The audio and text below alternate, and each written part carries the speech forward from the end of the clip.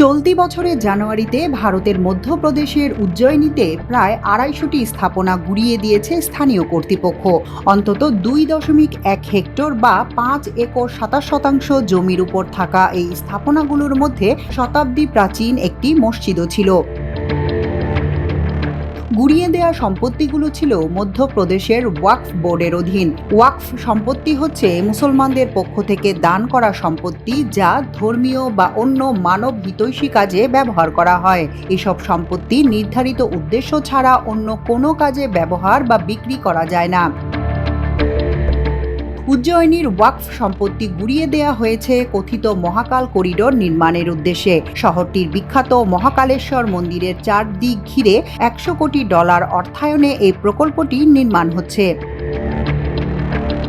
ভারতে ২০ কোটি মুসলমানের আবাস রয়েছে। দেশটিতে বিশাল সংখ্যক এই মুসলমানের ৮,৭২,০০০-এর বেশি ওয়াকফ সম্পত্তি রয়েছে, যার পরিমাণ ৪,০৫,০০০ হেক্টর বা ১০ লাখ একর জমি, যার পরিমাণ বিশ্বের মধ্যে সর্বোচ্চ। প্রতিটি প্রদেশ ও কেন্দ্রের নিয়ন্ত্রণাধীন অঞ্চলের ওয়াকফ বোর্ডগুলো এসব সম্পত্তি তদারক করে। ভারতের শহুরে ভূমির সর্বোচ্চ মালিকানা যৌথভাবে এই ওয়াকফ বোর্ডগুলোর হাতে। সারা দেশের ভূমির মালিকানায় সামরিক বাহিনী ও রেলওয়ের পরেই ওয়াকফ বোর্ডগুলোর অবস্থান। বুধবার ভারতীয় পার্লামেন্টে দেশটির প্রচলিত ওয়াকফ আইন সংস্কারের বিষয়ে আলোচনা শুরু হয়েছে।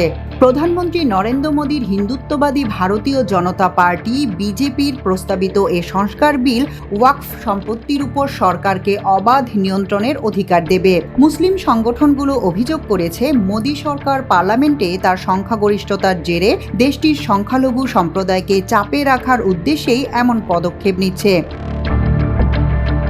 কিন্তু একই সঙ্গে বেশ কয়েকজন অধিকার কর্মী ও আইনজীবী জানাচ্ছেন, উজ্জয়িনীর ঘটনা একই সঙ্গে ওয়াকফ সম্পত্তির সঙ্গে জড়িয়ে থাকা অন্য এক সমস্যাকেও নির্দেশ করছে। বছরের পর বছর এসব সম্পত্তি নিয়ে অব্যবস্থাপনা ও দখলদারিত্বের পরিস্থিতিকে নতুন সংস্কার আইন আরও বিপর্যয়ের মুখে ফেলতে পারে। আয়তনে ভারতের দ্বিতীয় বৃহত্তম রাজ্য মধ্যপ্রদেশ গত ২২ বছর বিজেপির শাসনাধীন ছিল। ২০২৩ সালের ডিসেম্বরে উজ্জয়িনীর বিজেপি রাজনীতিবিদ মোহন যাদব রাজ্যের মুখ্যমন্ত্রী হিসেবে দায়িত্ব গ্রহণের পর থেকেই ২০২৮ সালের কুম্ভ উৎসবের প্রস্তুতি নিতে শুরু করেছেন। ১২ বছর পর পর উজ্জয়িনীর কাছে শিপ্রা নদীর তীরে এই উৎসবের আয়োজন করা হয়। মহাকালেশ্বর মন্দিরের চারপাশের এসব সম্পত্তি গুড়িয়ে দেওয়ার বিষয়টিকে দেখা হচ্ছে কুম্ভ তীর্থযাত্রার জন্য সরকারের জমি অধিগ্রহণের অংশ হিসেবে। প্রত্যাশা করা হচ্ছে এই উৎসবে লাখো ভক্ত অংশ নেবেন। সমালোচকরা অভিযোগ করছেন, এ কাজ করতে গিয়ে কর্তৃপক্ষ ১৯৮৫ সালের এক সরকারি দলিল উপেক্ষা করেছেন, যেখানে এ সম্পত্তিকে ওয়াকফ হিসেবে চিহ্নিত করা হয়েছে। তবে বছরের পর বছর রাজনৈতিক প্রভাব খাটিয়ে এ সম্পত্তি অবৈধভাবে জবরদখল করা হয়েছে। এর ফলে একে আবাসিক সম্পত্তি হিসেবে শনাক্ত করে গত জানুয়ারিতে পুরো জমির স্থাপনা গুড়িয়ে দেয়া হয়। সরকারের অধিগ্রহণের নথিপত্রেও একে ওয়াকফ সম্পত্তি হিসেবে চিহ্নিত করা হয়।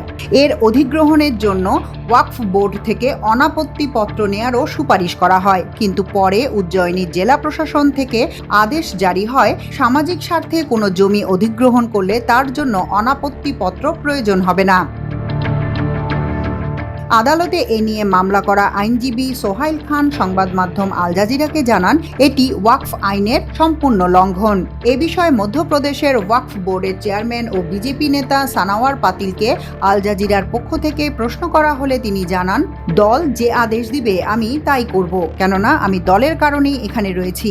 ১৯৫৪ সালে ভারতের ওয়াকফ আইন অনুসারে এতদিন ওয়াকফ সম্পত্তিগুলো দেশটির মুসলমানরা সরকারের সহায়তা নিয়েই এ বোর্ডের মাধ্যমে তদারকি করতেন। কিন্তু নতুন করে নরেন্দ্র মোদীর এই আইন সংস্কারের খসড়া বিলে পুরনো আইনের অন্তত ১৪টি সংশোধনীর সুপারিশ করা হয়। এর মধ্যে এই বোর্ডের সদস্যদের মধ্যে অমুসলিমদের অন্তর্ভুক্ত করার জন্য সুপারিশ রয়েছে। আম আদমি দলের সংসদ সদস্য সঞ্জয় সিং এ বিষয়ে বলেন, এটি হবে মসজিদ ও দরগা সম্পত্তি গ্রাস করার সূচনা। এর জন্য ইতিহাস আমাদের ক্ষমা করবে না। মাল্টিমিডিয়া ডেস্ক, আমার দেশ।